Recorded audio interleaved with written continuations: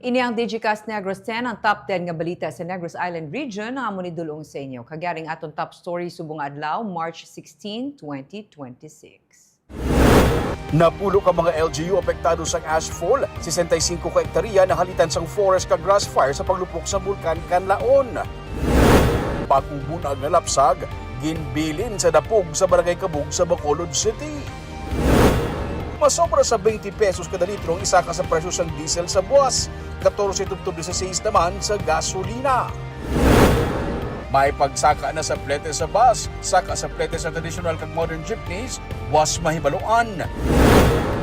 Kag sa good vibes, sex bomb dancers, ASAP artist, Ben and Ben kag parokya ni Edgar, maga-perform sa panaad sa Negros. Inatanan sa Digicast Negros X.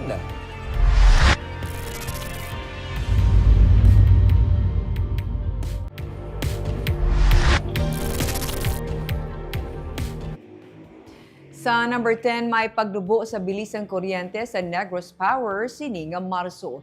Ginanunsyo sa Negros Power nga 11.4107 pesos per kilowatt hour ang average residential electricity rate para sa Marso 2026.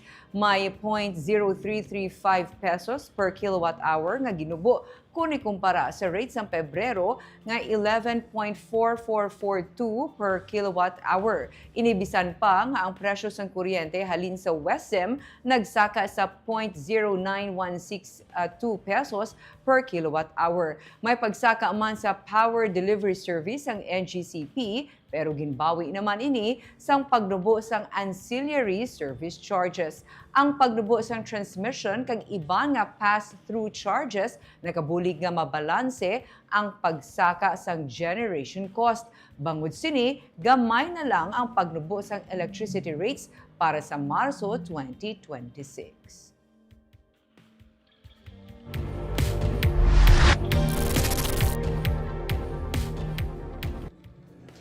Sa number 9, masobra sa isa kagatos ka mga kababainhan kag katigulangan ang naka-benepisyo sang libre nga medical check-ups kag bulong sa ginpatigay nga one-stop shop sa Bacolod City Government Center lobby kainas ang aga kadungan sang selebrasyon sang National Women's Month.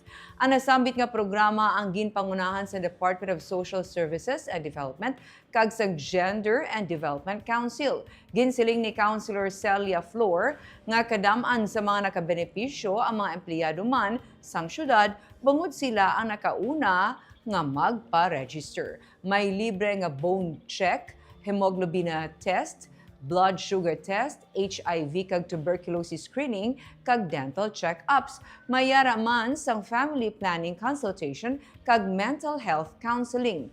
May mga satellite offices man nga ginpahamtang ang COMELEC PSA, BCPO, Pag-ibig Fund, CHO, PAO, kag Women and Children's Protection Desk. May mga pribado naman nga mga kompanya ang nagpakigbahin kag nanghatag sang libre nga mga bulong sa mga benepisyaryo. Ang violence against women kinahanglan aton gid gihapon sige-sige nga kampanya against violence, any form of abuse against women kag kay parang ma-ingrain gina sa aton consciousness nga ang babae dapat ya respetohon, no, gina-respeto, gina-recognize ang iyang skills, ang iyang wisdom, etc. No, pero never siya, dapat zero tolerance kita for any form of abuse.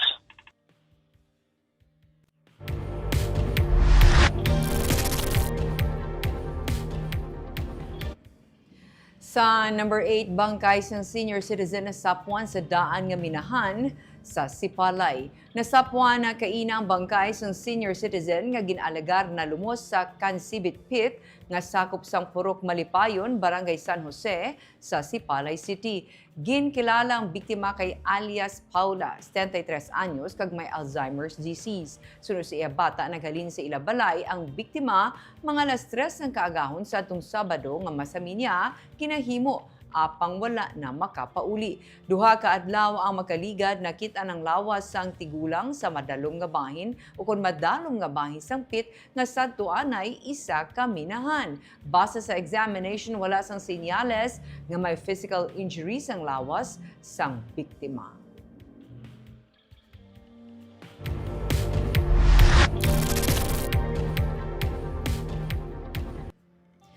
Sa number 7, lapsa ginbilin lang sa dapog sa barangay Kabug sa Bacolod. Iloy sang lapsag posible isa ka menor de edad kag karon ginausisa na sa DSSD.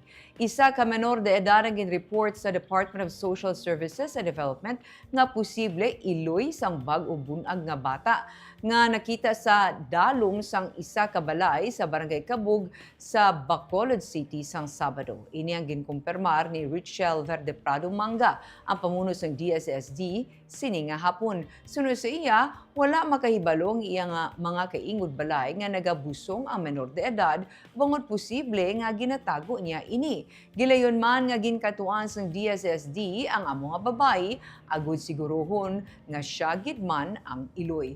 Kung mapamatud-an nga siya gid man ang iloy, ipaidalom siya sa counseling sa DSSD agud mahibaluan ang nagakaigo nga mga tikang nga pagaobrahon nga makapaayo ilabi na sa bata. Sa karon yara ng lapsag sa paghinakop sa mga social workers. Gina-confine ng lapsag sa hospital kag magapabilin ini didto sa sulod sang isa ka semana agud mahatagan sang eksakto nga pagbulong. Sabado sang gabi nakita ang amo nga lapsag sa idalom sang isa ka balay sa barangay Kabug kag gilayon ini nga ginreport sa DSSD. Presently, sir, ang nakita ng baby, no, ara pa siya sa hospital, ginagaan sa needed nga medical attention, and then mag-stay po siya for 1 week man, kay para mas ma-observe siya kag under medication.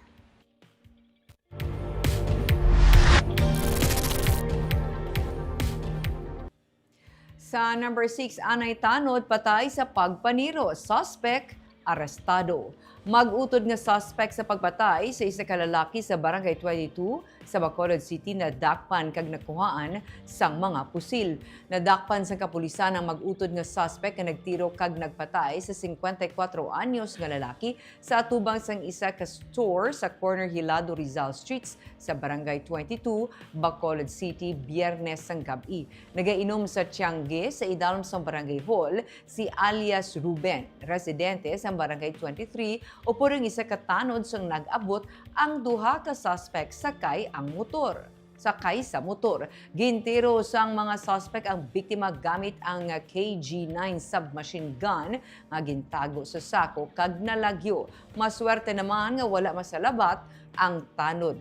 Sa follow-up operation, nadakpan ang duha ka suspect nga Sunday alias Junjun Paloy kag ang iya manghod nga si alias Jeremy. Na-recover sa boarding house nga ginatiniran sa mga suspect sa Purok Avocado, Barangay 20 ang duha ka mga armas, mga bala kag motor. Ginsiling ni Police Captain Efren Legada, ang hepe sa Station 1, ginpaidalom sa cross-matching kag ballistic sa test ang na-recover nga mga armas. Suno kay Legada, isa sa mga motibo nga ila ginalantaw amo ang daan nga inaway. Dugang pa, nakapablatter ang biktima sa Station 4 na nakabaton siya sa pagpamahog halin sa mga suspect. Ang biktima nagaobra bilang driver kag caretaker sang property sang iya nga amo. Kaso nga murder kag pagsupak sa Republic Act 10591 o kanang Comprehensive Firearms and Ammunition Regulation Act ang ipasaka batok sa mga suspect.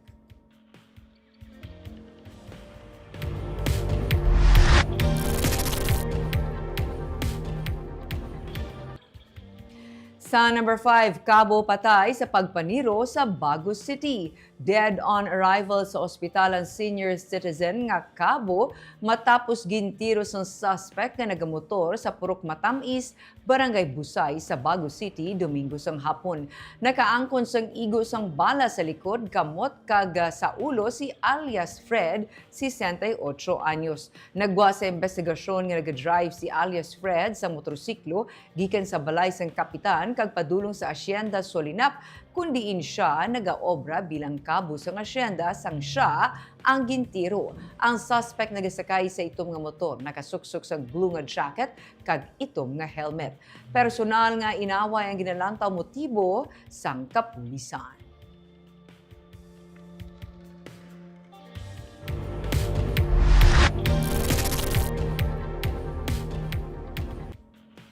Sa number 4, may saka na sa plete sa bus, saka sa plete sa traditional kag modern jeepney, buwas mahibaluan.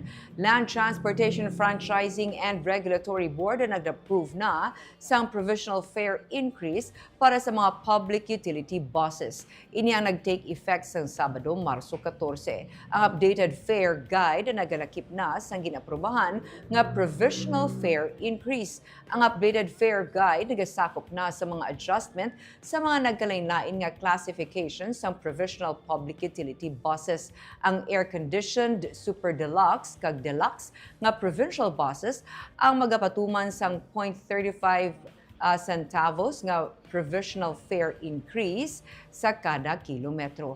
Ang luxury buses naman ang may 45 centavos nga adjustment. Samtang ordinary provincial buses ang magasaka sang piso sa ilang nga base fare kag 30 centavos naman sa masunod nga mga kilometro. Ginsiling ni Attorney Jerry Liana, ang LTFRB Regional Director sa NIR, ginahulat niya man ang abiso gikan sa National Office kung saan o kag kung pilang isaka sa mga public utility vehicles. Pangabay ni Liana sa mga driver kag operator nga ipaskil sa ilang mga salakyan ang aprobado nga provisional fare increase. Kung nara mag-i-announcement nila sa ilang website kay para diretso bala kay kung ipagi pa nila na sa amon kagamo pa namin ang diretso ng information sa publiko. Kaya ang akong gina-request sa mga operators sa driver ipa-scale nila, i-paste nila ang taripa dida sa ilang jeepney. Kaya muna ang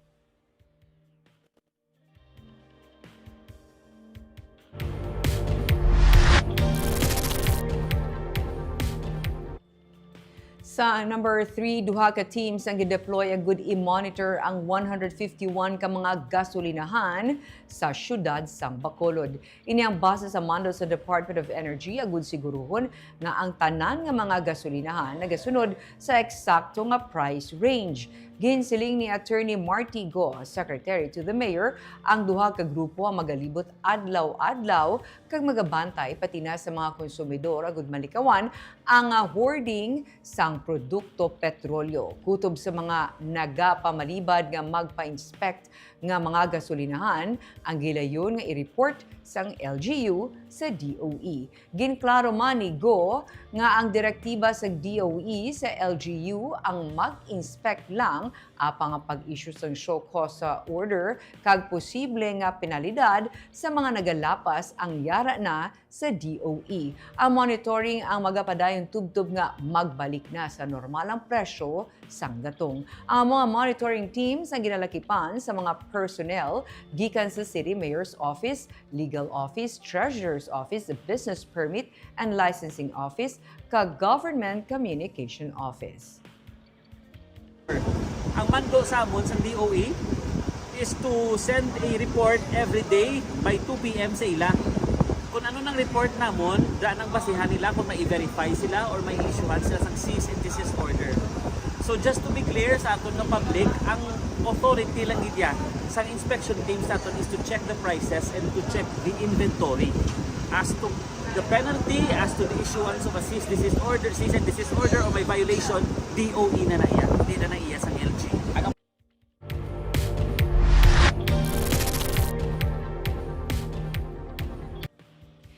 Sa number 2, masobra sa 20 pesos kada litro ang isaka sa presyo ng diesel sa buwas. 14 pesos tubtub 16 pesos naman sa gasolina.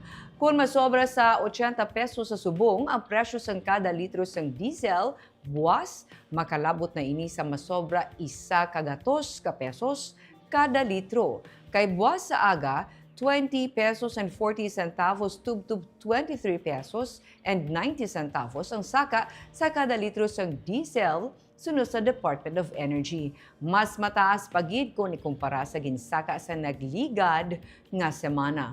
Ang gasolina naman, 12 pesos and 90 centavos tubtub 16 pesos and 60 centavos ang saka sa kada litro. Kag 6 pesos and 90 centavos tubtub 8 pesos and 90 centavos sa kerosene. Pero sunod sa kay DOE Secretary Sharon Garin, may mga gas stations nga utay-utayon o kung namat-amaton lang sa gihapon ang pagpatuman sang saka sa presyo. May mapatuman sang amat-amat nga saka sa sulod sang duha o kung 3 kaadlaw. Inaresulta sa gihapon sang gamo sa Middle East. Nagapasalig ang DOE nga may nagakaigo pa nga supply sang gatong ang Pilipinas ugaling mahal lang ang baligyaanay.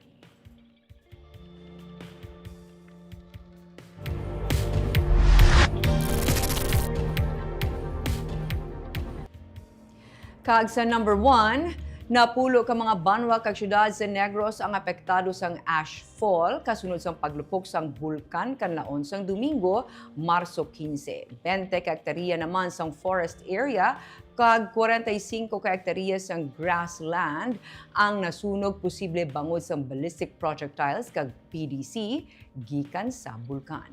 Yaring report. Naglawig sa 1 ka minuto ang moderately explosive eruption sang bulkan Kanlaon sang Domingo, Marso 15 nga nagsugod 6:07 p.m. sunod sa Philippine Institute of Volcanology and Seismology.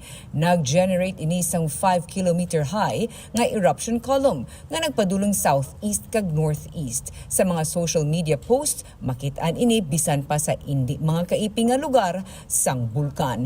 Makaduha ka beses naman nga nagbugas ang abo ang bulkan Kanlaon kahapon. Ugaling naglawig ini sang 229 ka minutos o kung 3 ka oras kag 49 minutos. Sa post ni MJ Guardiano, kitaon ang pagtupa sang abo sa La Castellana. Sa post naman ni Geoffrey Floater House, kitaon man ang ashfall sa Hinigaran. Sa reports ng Office of the Civil Defense, NIR, napulo ka mga LGU ang apektado sang ashfall. Moises Padilla, La Castellana, Kanlaon City, Hinigaran, Binalbagan, Pontevedra, Himamaylan City, Isabela, Cabancalan City, kag Ilog. Sunod sa Provincial Disaster Risk Reduction Management Office, light to moderate ang na-report nga ash fall. Sunod kay Marie Annelyn Quincha, ang resident volcanologist, istrikto nga dapat ipabilin ang 4 kilometer permanent danger zone bangod posible sa gihapon ang pagluntad sang short-lived eruption kag mataas sa gihapon ang activity sang bulkan. Nagapabilin sa alert level 2 ang bulkan Kanlaon. Wala man eruption sa mga adlaw and wala man kita ash emissions. So yesterday most lang likely, dito yan. Oo, kung may ara man nag-settle sa subong or na mga na-remobilize, ang kahapon na siya nga eruption, ang ash na. Mahimo suno kay Quincha ang ballistic projectiles o kunang pyroclastic density currents nga ginbugas sa bulkan ang nagtugas ng grass fire. Sa mga social media posts, makit-an ang pagdaba-daba. Suno kay Quincha, mga 3 a.m. to 4 a.m. base sa ilang cameras, naguntat ang pagkalayo. Suno kay Mount Kanlaon Natural Park Superintendent Philip Lechoncito, ginabulubanta mga 20 ka hektarya sang forest area sa biak na bato sa La Castellana ang nasunog. Kag 45 ka hektarya naman sang grassland sa barangay Masulog sa Kanlaon City. Posible full-grown forest kag secondary forest ang nalabot sang kalayo pero hindi pa nila lubos nga mapatud ini bangod ang area sakop na sang strict protected zone nga sakop man sang permanent danger zone kung sa diin ginadumilian ang anuman nga human activity. Nagatumod sa mga gulang na nga kahoy ang full-grown forest. as of now ka premature kung mag-go on sa site considering within a strict protected zone siya. But we will try our best nga makapalapit kay kami dito considering medyo may kalayon kawa distansya sinamo. At sa subong nga time medyo precaution anay. Possible that will be full grown forest to secondary forest. So naka but siyempre may mga existence gina sa mga natural grown trees naton sa area. Kung ano na sir, sorry, in layman's Daw di ginambalan ka daw dense. February 19 kag 26 sang may moderately explosive eruption man ang bulkan Kanlaon.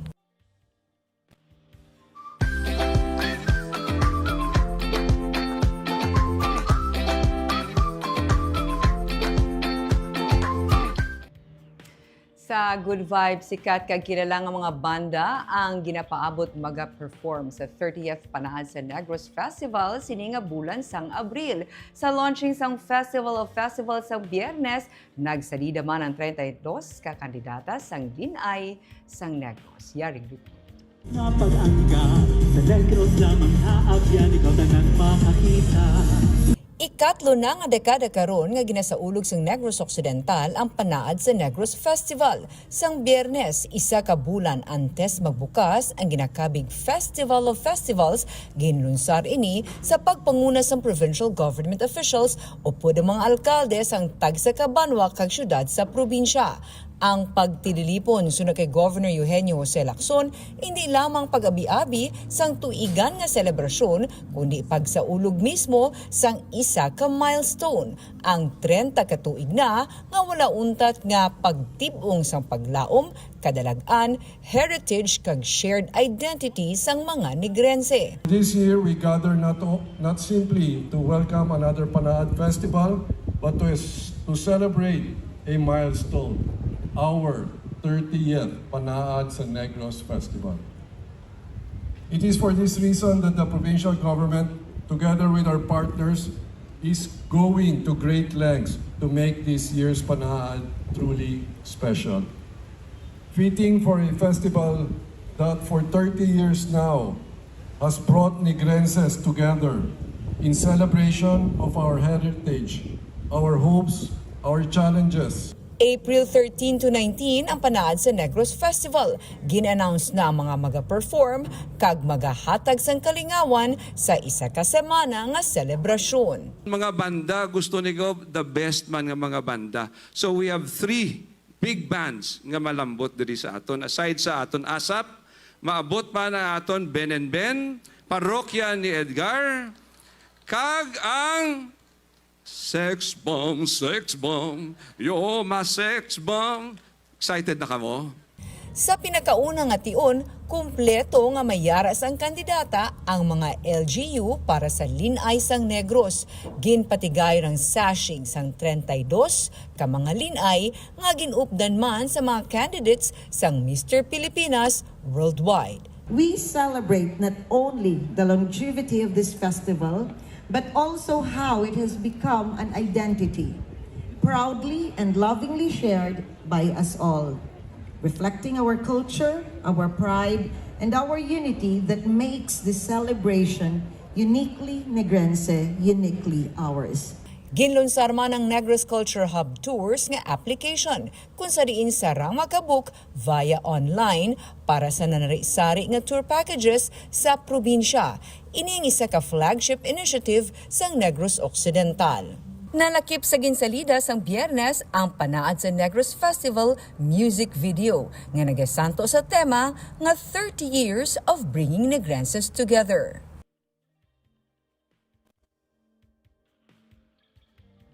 Of course, kita nag-shoutout sa ating mga live viewers kay Jocelyn Loquero, maayong hapon Digicast team watching live from Hong Kong. Chona Evangelista Carredo, maayong hapon Digicast Negros watching from Singapore. Jessery Garucha Hevero, good PM Ma'am Barbara, watching from Saraet, Himamaylan. Please shout out sang akon mga brothers kag sisters sa barangay San Antonio, Himamaylan. God bless everyone. Kaya Franklin Panagiton, hello ma'am. Santa Barbara bala tawag sa akon. Good PM, Digicast Negros, always watching from Gonscaf. Security Agency, Deca Homes Barangay Cabog, and Deca Homes Barangay Granada. Shout out lang po sa family Panagiton and family Melgarejo. Kag sa amon Security Manager, Gino Aberia. Kag sa officer namon, Mr. Joven Johnson Servidad. Thank you daw, hamba niya. Kag God bless. Kay Gloria, Miss Gloria Bantigue, good afternoon, Digicast, NIR, kag Ma'am Barbara Mijares live watching from Pulupandan. Lindol Sunyo, maayong hapon Negros, hamba niya. George Pineda, Gaspe, maayong hapon Digicast Negros, watching lang di live sa barangay Tangub, Subong, while duty Subong sa Tinapay Express Bakery. Wala gid ko kahapit ni kay Sir sa Tangub. Kay, wait ha, kay hindi ko makita. Kay Sir Romel Mahilom Galio. Kay Mercy Flores, good afternoon, Digicast, watching from Hong Kong. Kay Sir Andre Tahonera, good afternoon, Digicast Negros, good afternoon, Ma'am Barbara, watching from Nokpo. Hi, gid sa aton mga Sir and Ma'am sa Nokpo. Kagamuya itong top 10 stories of the day, tub-tubwas. Ako si Barbara Mijares. Maayong gabi.